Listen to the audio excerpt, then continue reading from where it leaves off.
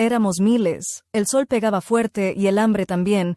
Yo solo tenía un pedazo de pan duro para mi hijo. Entonces vi a un rabí levantar 5 panes y 2 peces, dar gracias, y, de alguna forma que aún no entiendo, el pan no se acabó. Acabas de escuchar la historia como podría haberla vivido cualquier mujer sencilla en aquella multitud.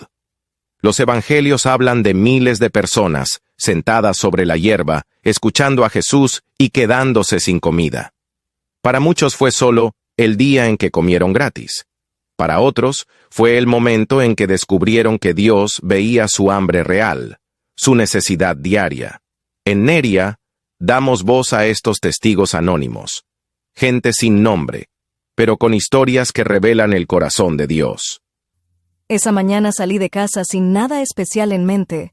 Solo llevaba un pedazo de pan duro envuelto en un paño. Ni siquiera era para mí, era para mi hijo. En el mercado escuché a unos hombres hablar de un rabí que estaba cerca, enseñando cosas que nadie se atrevía a decir, que Dios veía a los pequeños, que escuchaba a los que nadie escuchaba. No entendí todo, pero mis pies empezaron a seguir a la multitud. Dejamos el pueblo atrás. El camino se volvió tierra y piedras. El sol empezó a pegar fuerte sobre nuestras cabezas y la gente caminaba en silencio, con esa mezcla de cansancio y esperanza que solo se ve en los que ya no tienen muchas opciones. Miraba a mi hijo. Sus sandalias estaban gastadas, su túnica manchada de polvo, pero sus ojos brillaban. ¿Crees que de verdad va a hacer un milagro, mamá?, me preguntó. Yo no supe qué responder. Lo único que pensé fue, con que hoy no te acuestes con el estómago vacío, para mí ya será suficiente. Nos sentamos sobre la hierba, lo más cerca que pudimos.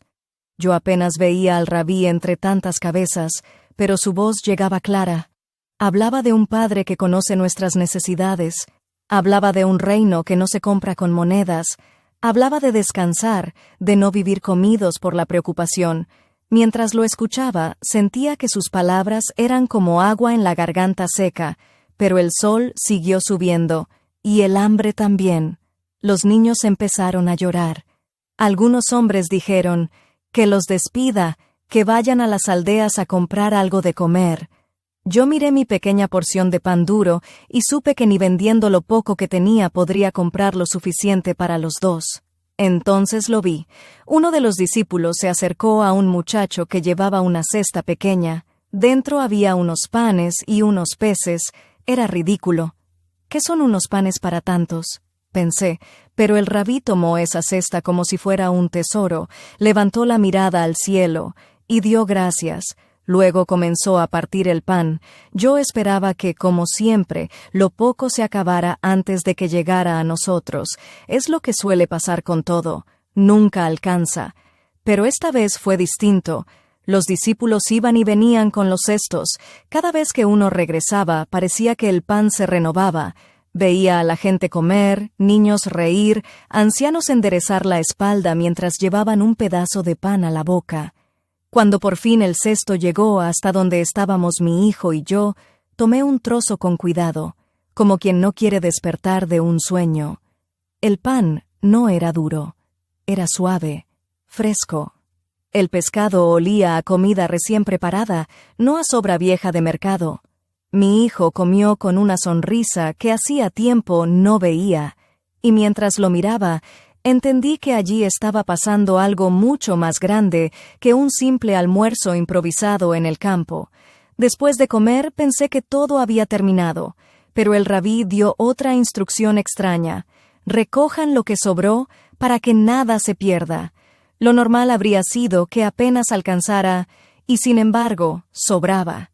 Vi a los discípulos ir recogiendo pedazos de pan en grandes cestos, cesto tras cesto tras cesto. Me quedé mirando mis manos. Esa mañana habían salido de casa vacías, apretando un pequeño pedazo de pan duro como si fuera todo lo que tenía. Ahora, mis manos olían a pan recién partido y a pescado, y mi hijo estaba a mi lado, tranquilo, con la barriga llena. Nadie me preguntó mi nombre, nadie tomó nota de mi historia. Para la multitud, yo era solo una mujer más entre miles, pero en ese momento supe que, para el cielo, yo no era un número. Sentí, por primera vez en mucho tiempo, que alguien había preparado una mesa también para mí. No sé explicar lo que pasó con los panes y los peces. Algunos intentarán razonarlo, otros lo llamarán imposible. Yo solo sé lo que vi. Vi que, en sus manos, lo poco no se acabó. Vi que no solo alcanzó, sino que sobró. Y cada vez que el miedo me visita y me susurra que no habrá suficiente, recuerdo ese día en el campo y la voz del rabí diciendo que nuestro Padre sabe de qué tenemos necesidad, incluso antes de que se lo pidamos. Tal vez tú también te has sentido así. Una persona más entre la multitud, alguien que piensa que Dios tiene cosas más importantes que atender. La historia de esta mujer anónima nos recuerda que Dios no solo ve las grandes causas, también ve el hambre real, el cansancio real y el miedo real de cada persona. Este es el corazón de Neria. Mirar la Biblia desde los ojos de estos testigos anónimos y descubrir que, detrás de cada rostro sin nombre, hay una historia que Dios sí recuerda.